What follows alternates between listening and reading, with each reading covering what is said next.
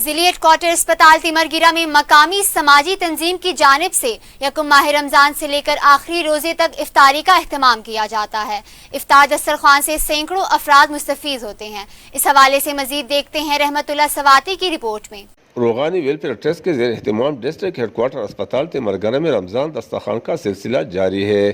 رمضان دسترخوان سے سینکڑوں مستحق افراد مستفید ہو رہی ہے۔ حکومت کے ڈائریکشنز کے اوپر جو ہے ہر ضلع کے لیول کے اوپر ایک رمضان دسترخوان کا انعقاد کیا گیا ہے۔ ہمارے ضلع کے اندر یہ ڈی ایچ کیو تیمرگیرہ کے لیول کے اوپر ہم نے رمضان دسترخوان کا انعقاد کیا ہے۔ پس رمضان سے ہم نے شروع کیا اور اینڈ تک ہم جائیں گے انشاءاللہ۔ جو 30واں رمضان ہے تو 23واں رمضان تک ہمارا دسترخوان جو ابھی سسٹم جاری ہے، انشاءاللہ 30واں رمضان تک جاری رہے گا۔ یہ کوشش کر رہے ہیں کہ افطاری کے ساتھ ساتھ ہم سحری کا انتظام بھی کر لیں۔ اس موقع پر ڈپٹی کمشنر لوور دیر اون حیدر گوندل کا کہنا تھا کہ مستحق افرادوں کو رمضان مبارک کی افطاری اور سحری دینے عظیم عبادت ہے اور ہم کو چاہیے کہ ہر موقع پر مستحق افرادوں کی مدد کرے۔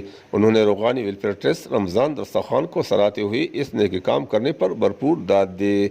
کیمرہ ٹیم کے ساتھ رحمت اللہ سواتی، تیمرگیرہ، لوور دیر۔